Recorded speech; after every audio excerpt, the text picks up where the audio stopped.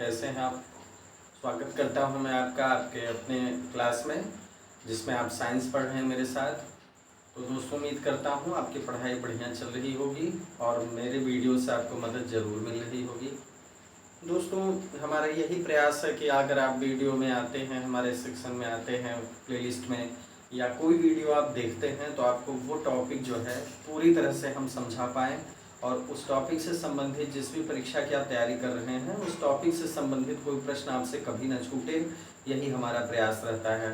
तो अगर आप वीडियो को अच्छे से देखेंगे और देखिए चूँकि साइंस आप पढ़ रहे हैं तो दोस्तों आपको पता है इसमें फैक्चुअल चीज़ें होती हैं और कुछ ऐसी चीज़ें हैं जो आपके दिमाग से निकल सकती हैं।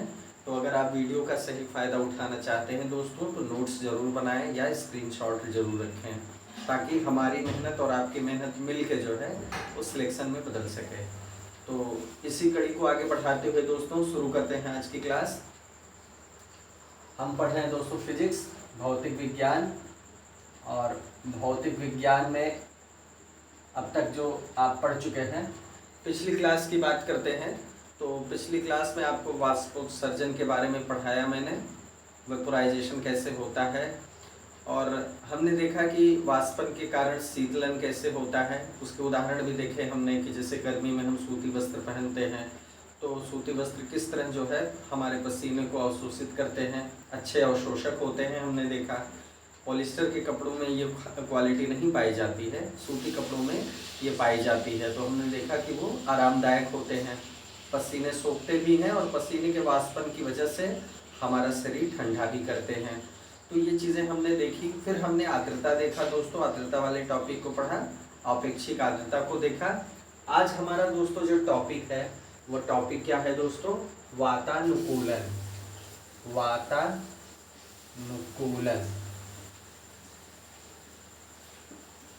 Air conditioning. आपने एयर कंडीशन का नाम सुना होगा, एयर कंडीशनर का नाम सुना होगा, जिसको हम क्या कहते हैं दोस्तों, एसी कहते हैं। ठीक है,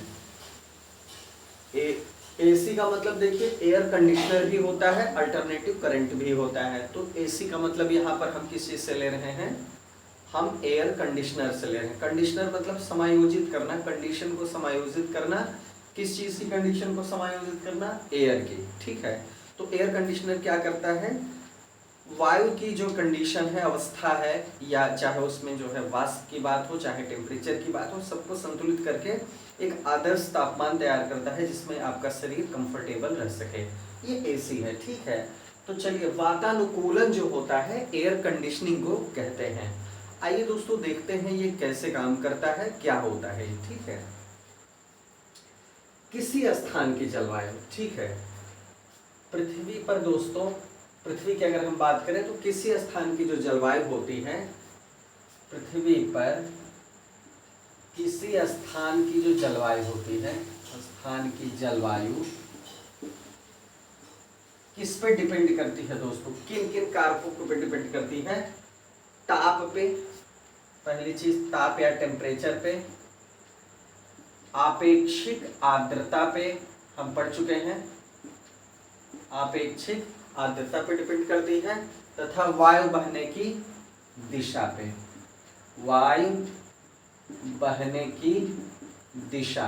वायु बहने की दिशा क्या है, क्योंकि हमने आपको पिछली क्लास में बताया था कि स्थल समीर और जल समीर किस तरह काम करते हैं, वो मैंने बताया था। तो वायु बहने की दिशा भी डिपेंड करती है कि उस स्थान की जलवायु या क्लाइमेट कैसा है, क्लाइमेट कैसा है, उसके लिए क्या क्या चीजें डिपेंड करती है, टेम्परेचर डिपेंड करता है, रिलेटिविटी ह्यूमिडिटी डिपेंड करती है, और डायरेक्शन ऑफ एयर, किस तरह का डायरेक्शन है एयर का वो डिपेंड करता है। क्लियर हुआ।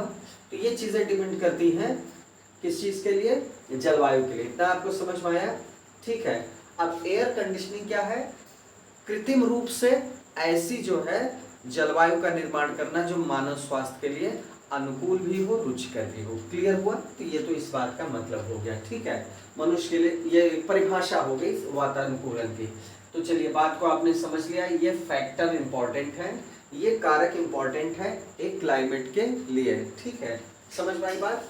अब देखिए दोस्तों, आपको ये जानना भी जो है महत्वपूर्ण होगा, आपके लिए जानना महत्वपूर्ण होगा कि जो मनुष्य का शरीर होता है, मनुष्य का शरीर जो होता है, तो मनुष्य के स्वास्थ्य के लिए दोस्तों, अगर हम मनुष्य के स्वास्थ्य की आदर्श बात करें तो हमें ये जानना आवश्यक है कि कितना टेम्परेचर, कितना अपेक्षिक आर्द्रता और कितना वायु की गति होनी चाहिए, वायु की गति होनी चाहिए। अब देखिए, अगर स्वास्थ्य की बात करें तो ताप, एक आदर्श ताप क्या होना चाहिए, किसी भी जलवायु का एक आदर्श ताप क्या होना चाहिए दोस्तों?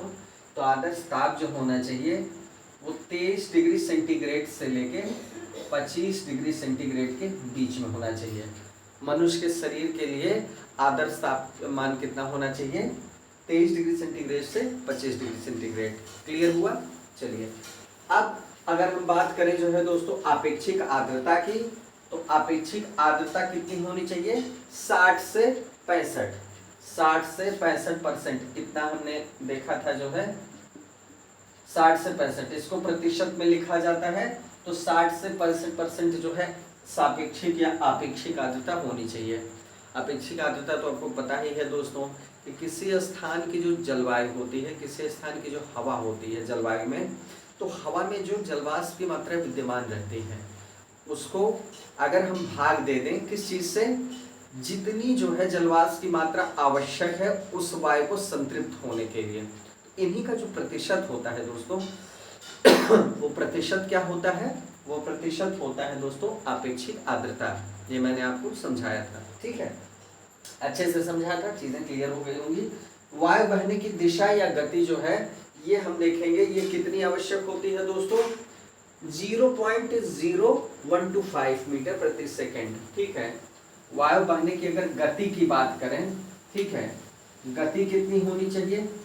गति होनी चाहिए 0.0125 मीटर प्रति सेकेंड, मीटर प्रति सेकेंड। क्लियर हुआ? 0.0125 मीटर प्रति सेकेंड से ज़्यादा 0.04 लगभग होना चाहिए, लगभग मान के चलिए 416 मीटर प्रति सेकेंड। मतलब कितना होना चाहिए? 0.0125 मीटर पर सेकेंड से लेके कितना 0.0416 मीटर प्रति सेकेंड या पर सेकेंड। क्लियर हुआ? ये एक आइडियल जो है सिचुएशन है किस चीज की?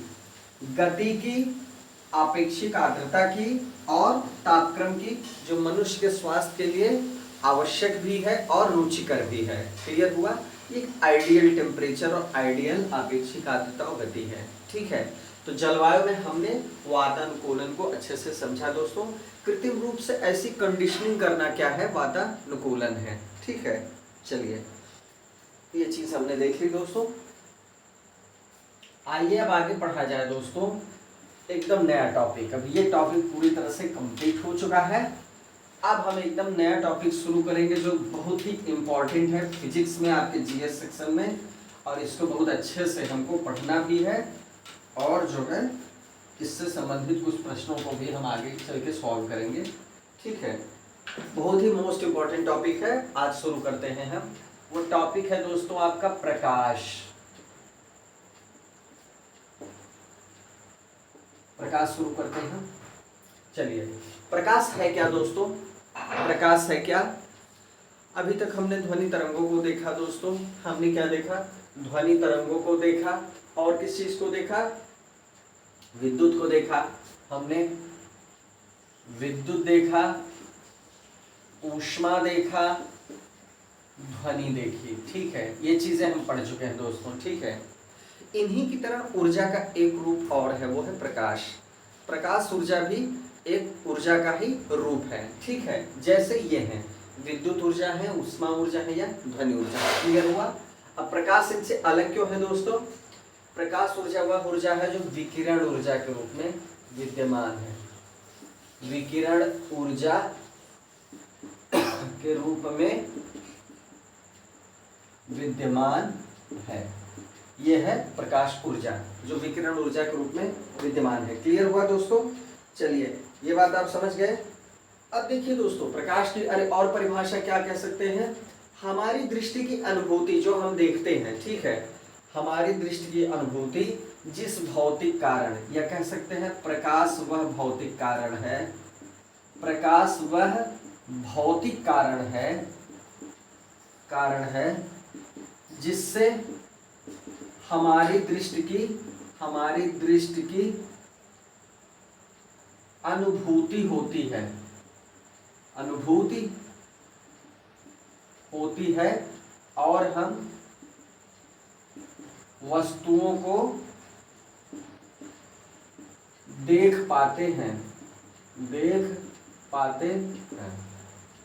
मतलब प्रकाश वो ऊर्जा है जिसके माध्यम से हम चीजों को देख भी पाते हैं। प्रकाश की किरणें जो है उनसे टकरा के हमारे आंखों पर जो है पहुंचती हैं और प्रतिबिंब बनता है ताकि हम चीजों को देख सकें। तो ये दरअसल प्रकाश बहुत बड़ी चीज है, इसमें विकिरण ऊर्जा का भी ये काम है, ये दृश्य ऊर्जा का भी काम है। इसको हम धीरे धीरे आगे देखेंगे दोस्तों। दरअसल एक तरंग के रूप में भी काम करता है, ये जो है कणों के रूप में भी काम करता है। तो इसे हम समझेंगे। यहाँ हमने इसकी परिभाषा देखी कि प्रकाश क्या है, कोई भी भौतिक कारण है, कोई भी ऐसी भौतिक ऊर्जा है जिसकी वजह से हम चीजों को देखना जो है संभव कर पाते हैं, ठीक है। या कह सकते हैं ये विकिरण ऊर्जा के रूप में विद्यमान एक ऊर्जा है, ठीक है। क्लियर हुआ? चलिए, प्रकाश को हमने समझ लिया दोस्तों। अब आगे धीरे धीरे हम समझेंगे इसके बारे में, ठीक है। चलिए, प्रकाश हमें वस्तुओं को देखने में सक्षम बनाता है, ठीक है। आइए समझा जाए प्रकाश की द्वैत पद्धति के बारे में। प्रकाश की द्वैत पद्धति ये है क्या? द्वैत पद्धति दोस्तों, द्वैत पद्धति का मतलब अभी मैंने आपको बताया। द्वैत पद्धति का मतलब ये हुआ कि ये क्या करता है, दोहरी विशेषता रखता है। प्रकाश क्या करता है दोस्तों, दोहरी विशेषता रखता है। दोहरी विशेषता मतलब क्या हुआ? पहली चीज तो ये है कि ये कभी कभी कणों के रूप में काम करता है, कभी कभी कणों के रूप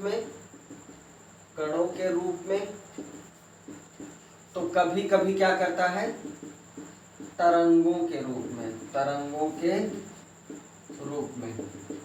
कभी कभी ये तरंगों की तरह बिहेव करता है, कभी कभी ये कणों की तरह व्यवहार करता है, ठीक है। तो ये चीज ये इसकी दोहरी विशेषता है। कौन सी है? दोहरी विशेषता है। चलिए इसको और अच्छे से समझेंगे। देखिए दोस्तों, अब हम देखेंगे कि कब ये जो है कणों के रूप में बिहेव करता है, कब तरंगों के रूप में करता है। तो देखिए, ये अगर तरंग प्रकृति में होता है, जब ये तरंग प्रकृति में होता है दोस्तों, तो क्या होता है, ये इसकी तरंगे क्या होती हैं, अनुप्रस्थ होती हैं। ध्वनि ऊर्जा हमने देखा था दोस्तों, ध्वनि ऊर्जा, ठीक है, इसकी जो है तरंगे होती हैं अनुदैर्घ्य। इसकी तरंगे कैसी होती है? अनुदैर्घ्य होती हैं। प्रकाश की तरंगे कैसी होती है? अनुप्रस्थ होती हैं। तो तरंग दैर्घ्य के रूप में जब ये तरंग के रूप में गमन करता है दोस्तों, तो किस तरह जो है इसकी तरंगे होती हैं? अनुप्रस्थ तरंगे होती हैं, ठीक है। और कणों के रूप में हम देखते हैं दोस्तों, कणों के रूप में देखिए, आइंस्टीन का एक सिद्धांत हमने आपको बताया था। अल्बर्ट आइंस्टीन ने एक सिद्धांत दिया था। आइंस्टीन ने सिद्धांत दिया था, एक प्रकाश की परिभाषा ही है। प्रकाश जो होता है दोस्तों, प्रकाश जो होता है ऊर्जा के छोटे छोटे बंडलों में या पॉकेट्स में चलता है, ठीक है। जो ऊर्जा होती है इसके छोटे छोटे बंडल में या पॉकेट्स में ये मूव करता है या गमन करता है। और उन कणों को हम क्या कहते हैं? फोटान कहते हैं।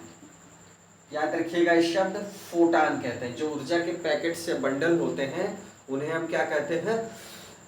फोटान कहते हैं, ठीक है। ये दी है परिभाषा अल्बर्ट आइंस्टीन ने। तो ये जो फोटान कण है ये कब है? जब प्रकाश कणों के रूप में बिहेव करता है। किसके रूप में? कणों के रूप में। तो मतलब ये कण की तरह भी काम करता है और तरंग की तरह भी काम करता है। क्लियर हुआ दोस्तों? चलिए ठीक है, इतना चीज क्लियर हो गई।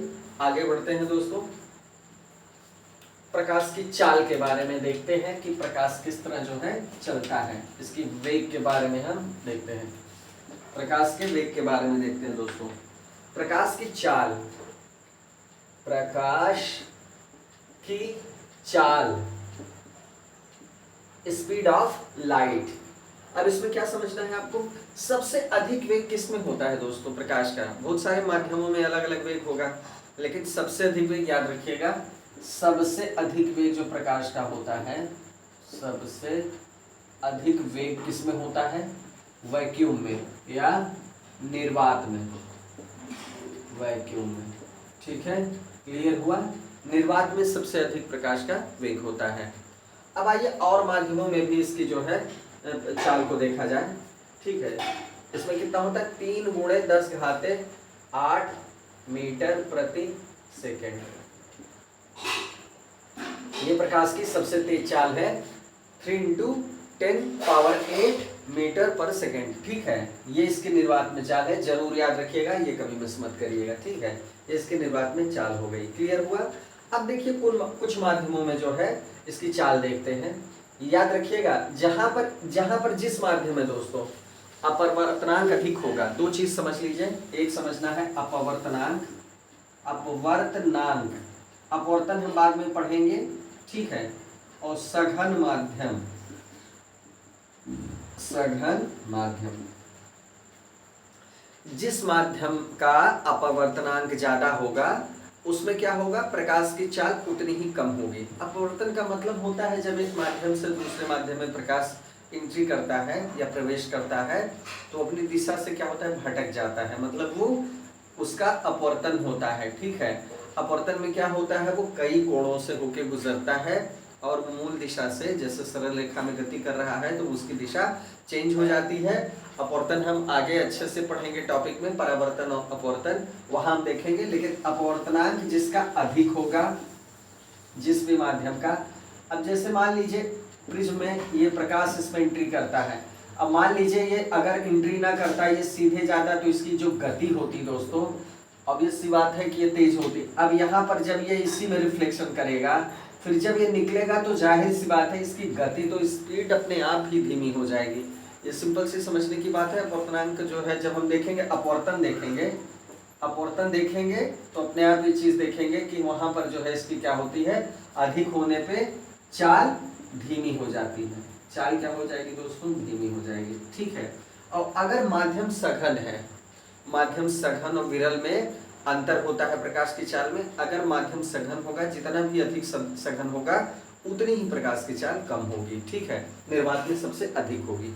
आइए दोस्तों कुछ माध्यमों में हम प्रकाश की चाल को देखते हैं अलग अलग।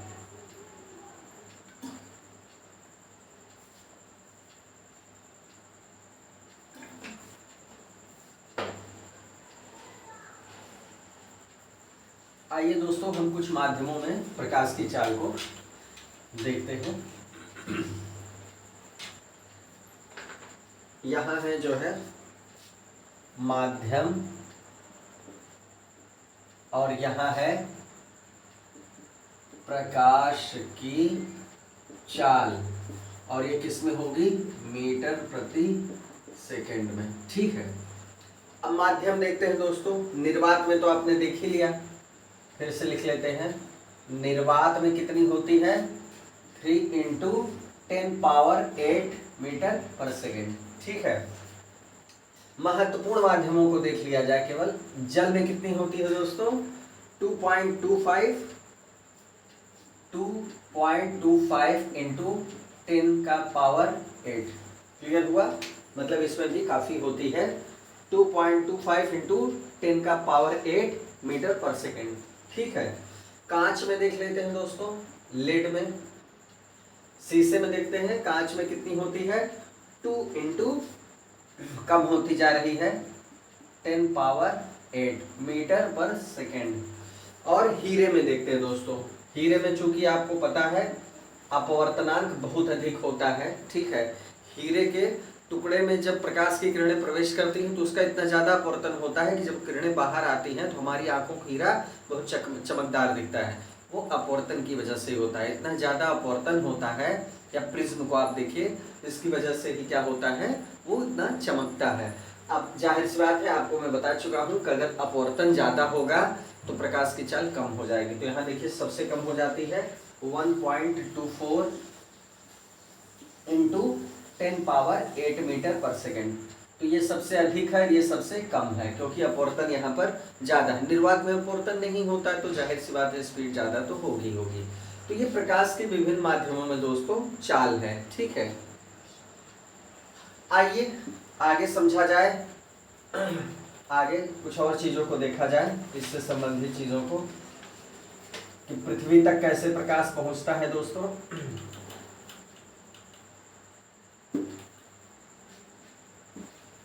देखते हैं कि पृथ्वी तक प्रकाश कैसे पहुंचता है। प्रकाश हमारी पृथ्वी तक कितना समय लगता है? 499 सेकेंड, ठीक है।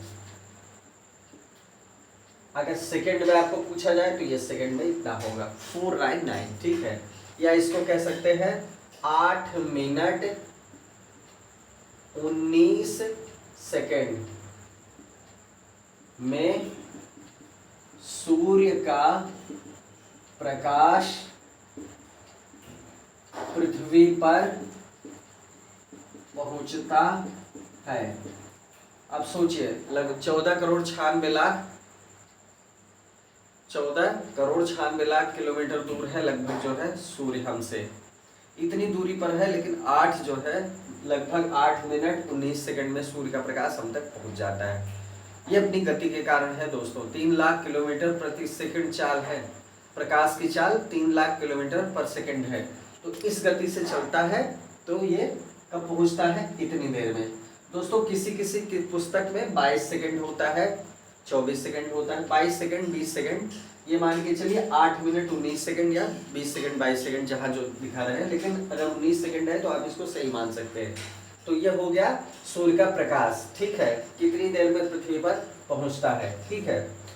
अब देखिए, आपको ये भी पता होना चाहिए दोस्तों कि सूर्य जो होता है ये चंद्रमा को भी प्रकाशित करता है, ठीक है। सूर्य जो होता है ये चंद्रमा को भी प्रकाशित करता है और पृथ्वी को भी प्रकाशित करता है। लेकिन पृथ्वी से हम चंद्रमा का भी प्रकाश देख पाते हैं, ये संभव कैसे होता है? तो दोस्तों सूर्य जो होता है चंद्रमा को प्रकाशित तो करता ही है, लेकिन चंद्रमा का भी प्रकाश परावर्तित होकर पृथ्वी पर आता है और हमारी आंखों को दिखाई पड़ता है। तो कहीं ना कहीं जो है चंद्रमा का भी प्रकाश जो है पृथ्वी पे पहुंचता है। ये कितनी देर में पहुंचता है दोस्तों?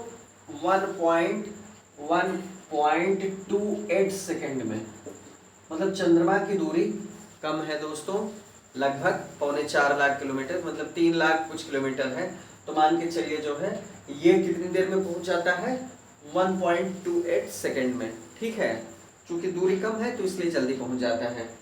तो ये भी आपको क्लियर हो गया। चलिए अब हम देखेंगे दोस्तों प्रकाश का सरल रेखीय गमन, सरल रेखा में गमन। एक एक चीज हम डिस्कस करेंगे जो बहुत महत्वपूर्ण है, वही चीज हम डिस्कस करेंगे दोस्तों आपके साथ। प्रकाश का सरल रेखीय गमन, मतलब सरल रेखा में गमन, सीधी रेखा में चलना, इसको कहेंगे सरल रेखीय गमन। अब दोस्तों देखिए, समांग, अगर माध्यम समांग हो, समांग माध्यमों में, समांग माध्यमों, ध्यान दीजिएगा, समांग मतलब क्या है दोस्तों? समांग मतलब घन। तो किसी भी माध्यम में, जैसे मान लीजिए जल है वो, तो मान लीजिए जल है तो उसके हर भाग में घनत्व तो उसका बराबर हो, मतलब ऐसा ना हो कि कहीं घनत्व तो ज्यादा है कहीं घनत्व तो कम है, ठीक है। ऐसा होगा तो ये सरल रेखीय गमन संभव नहीं हो पाएगा। तो समांग माध्यमों की बात हो रही है, मतलब घनत्व हर भाग में समान हो, समान हो। क्लियर हुआ दोस्तों? घनत्व हर भाग में क्या हो? समान हो। तो यह है समांग माध्यम।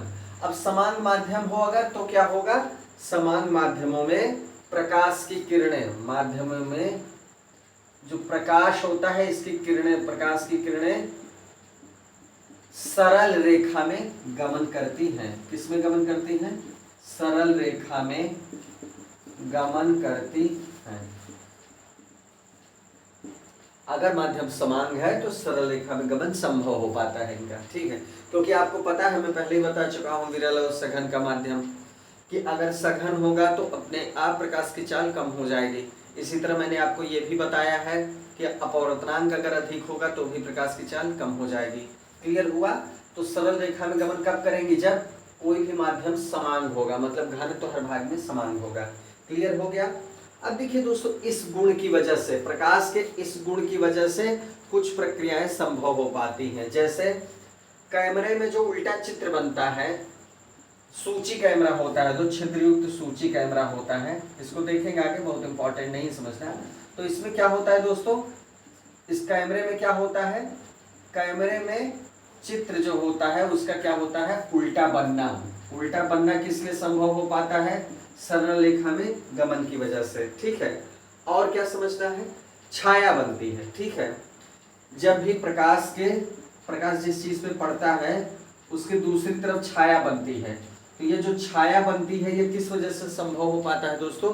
सरल रेखा में गमन की वजह से। वो सीधी रेखा में गमन करेगा और किसी वस्तु के, जब भी वो किसी वस्तु से टकराएगा उसको आलोकित करेगा, प्रकाशित करेगा, उसके दूसरी तरफ क्या होगा?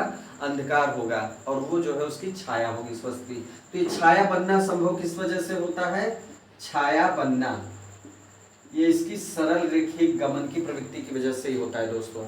अब एक बहुत महत्वपूर्ण प्रक्रिया है सूर्य ग्रहण और चंद्र ग्रहण। सूर्य ग्रहण और चंद्र ग्रहण किससे संभव होता है दोस्तों? वो भी इसकी सरल रेखीय गमन की प्रवृत्ति की वजह से होता है। आप जैसे देखिए, अगर ये सरल रेखा में गमन नहीं करेगा, देखिए आप, अब मान लीजिए सूर्य ग्रहण और चंद्र ग्रहण की स्थिति है। ठीक है, सूर्य ग्रहण या चंद्र ग्रहण की स्थिति है। अब मान लीजिए ये सूर्य है, ठीक है, ये है पृथ्वी और ये है चंद्रमा। एक कंडीशन हमने बना दी। अब इस कंडीशन में कौन सा ग्रहण होगा ये भी आप देख लीजिए। सूर्य की रोशनी पृथ्वी पे पड़ती है, ये वाला भाग आलोकित होगा और ये वाला भाग जो है अंधेरे में होगा। ठीक है, इस भाग में अंधेरा होगा। अब दोस्तों, अगर पृथ्वी बीच में आएगी तो जाहिर सी बात है जो सूर्य की किरण जो है चंद्रमा को प्रकाशित कर रही थी, ये देखिए, ये जो हम किरण बना रहे हैं दोस्तों, ये प्रकाश की किरण है और आप देख रहे हैं ये सरल रेखा में गमन कर रही है, सीधी रेखा में गमन कर रही है। ऐसा नहीं है कि यहां से ये आके इसको आलोकित कर रही है, मतलब इसको ऐसे प्रकाशित नहीं कर सकती, ये सीधी रेखा में गमन करेगी। तो अब ये जब सीधी रेखा में गमन करेगी तो आप मान के चलिए कि ये केवल पृथ्वी के एक भाग को प्रकाशित कर पाएगी, इसका हिस्सा ये वाला अंधकार में रहेगा। और ये जो पृथ्वी है दोस्तों, ये अपनी छाया से चंद्रमा को क्या होगा, चंद्रमा को ढक लेगी। क्या करेगी? चंद्रमा को ढक लेगी। अब जब चंद्रमा को ढक लेगी तब आपको क्या दिखेगा? मून एक्लिप्स दिखेगा या चंद्र ग्रहण दिखेगा। क्लियर हुआ? तो चंद्र ग्रहण किस लिए संभव हो पाता है दोस्तों? इसीलिए संभव हो पाता है कि प्रकाश सरल रेखा में गमन करता है। तो ये बात आप क्लियर कर लिए। अब देखिए, जब सूर्य ग्रहण होता है वो भी इसी तरह होता है, तो उसको बताने की जरूरत नहीं, आप इससे समझ गए। क्लियर हुआ? तो ये इसकी इसी प्रवृत्ति की वजह से ये घटनाएं संभव हो पाती हैं। ठीक है, चलिए ठीक है, ये प्रकाश में काफी कुछ समझा आपने। अब देखिए दोस्तों, कुछ विद्वानों का कुछ योगदान है कुछ कॉन्सेप्ट में। न्यूटन को आप जानते हैं, सर आइजैक न्यूटन। न्यूटन ने कॉन्सेप्ट दिया था प्रकाश के बारे में, वो समझना आपके लिए जरूरी है। कि जो श्वेत प्रकाश होता है दोस्तों, इन्होंने ही सर्वप्रथम ये बताया था। क्या बताया था? श्वेत प्रकाश जो होता है, श्वेत प्रकाश क्या होता है? कई रंगों का मिश्रण होता है, मतलब कई रंगों के प्रकाश से बना है, कई रंगों के प्रकाश से बना है। मतलब आपको दिखता है ये श्वेत प्रकाश है, ठीक है, लेकिन ये श्वेत प्रकाश नहीं होता है, ये बहुत सारे रंग इसमें सम्मिलित होते हैं। ठीक है, बहुत सारे रंग इसमें सम्मिलित होते हैं। और इन्होंने क्या बताया? प्रकाश सूक्ष्म कणों से बना है, प्रकाश सूक्ष्म कणों से बना है, कणों से निर्मित है, जो सरल रेखा में गमन करते हैं, सरल रेखा में गमन करते हैं। सरल रेखा में मतलब सीधी रेखा में गमन करते हैं। सरल रेखा मतलब सरल रेखीय गति का मतलब ये हो गया कि सीधी रेखा, सरल सीधी रेखा में क्या करते हैं, ये गमन करते हैं। ये सबसे पहले न्यूटन ने बताया कि सफेद प्रकाश जो हम देखते हैं दरअसल ये कई रंगों का एक मिश्रण है, ठीक है, कई रंगों का ये मिश्रण है। और दूसरी चीज इन्होंने क्या बताई कि जो प्रकाश होता है ये निर्मित होता है सूक्ष्म कणों से जो सरल रेखा में गति करते हैं, सरल या सीधी सरल रेखा में गमन करते हैं। क्लियर हुआ? तो ये न्यूटन का स्टेटमेंट था प्रकाश के बारे में, ठीक है। आइए दोस्तों, हाइजन, एक विद्वान थे हाइजन, इनका भी मत देखते हैं, इन्होंने प्रकाश के बारे में क्या बोला। हाइजन ने ये बोला दोस्तों, हाइजन ने क्या दिया, हाइजन ने प्रकाश का तरंग सिद्धांत दिया, प्रकाश का तरंग सिद्धांत दिया, तरंग वाला सिद्धांत इन्होंने दिया था। और इन्होंने ही बताया था कि प्रकाश जो होता है वो तरंगों का बना होता है। किसका बना होता है? तरंगों का बना होता है, ठीक है। ये किसने बोला? ये हाइजन ने बोला, ठीक है। तो दोस्तों ये कुछ बातें थी, बाकी प्रकाश तो बहुत बड़ा टॉपिक है, ठीक है। आगे इसको देखेंगे हम लोग। आगे हम दोस्तों इसमें पढ़ेंगे, आगे हम क्या पढ़ेंगे, आगे देखिए इसमें बहुत कुछ बाकी है। प्रकाश का परावर्तन, रिफ्लेक्शन देखेंगे, अपवर्तन देखेंगे, दर्पण देखेंगे, लेंस देखेंगे और उन चीज़ों को समझेंगे कि किस तरह उनके व्यवहारिक प्रयोग हैं। और वहाँ से देखिए प्रश्न जरूर बनते हैं। फिजिक्स में जहाँ जहाँ से सवाल बनते हैं उसमें प्रकाश एक महत्वपूर्ण टॉपिक है, तो इसको बहुत अच्छे से पढ़िएगा, बारीक चीज़ों को भी अच्छे से समझिएगा। तो जितनी चीज़ें मैंने बताई उम्मीद है आपको पूरी चीज़ समझ में आई होगी। अब इसके बाद दोस्तों अगली क्लास में आपको हम परावर्तन पढ़ाएंगे और उसके लिए आप तैयार रहिएगा दोस्तों। कोई भी समस्या है किसी भी टॉपिक से तो आप निसंकोच कमेंट करके आप जो है पूछ सकते हैं, अपनी प्रतिक्रिया दे सकते हैं। तो दोस्तों धन्यवाद, मिलते हैं अगली क्लास में। जय हिंद।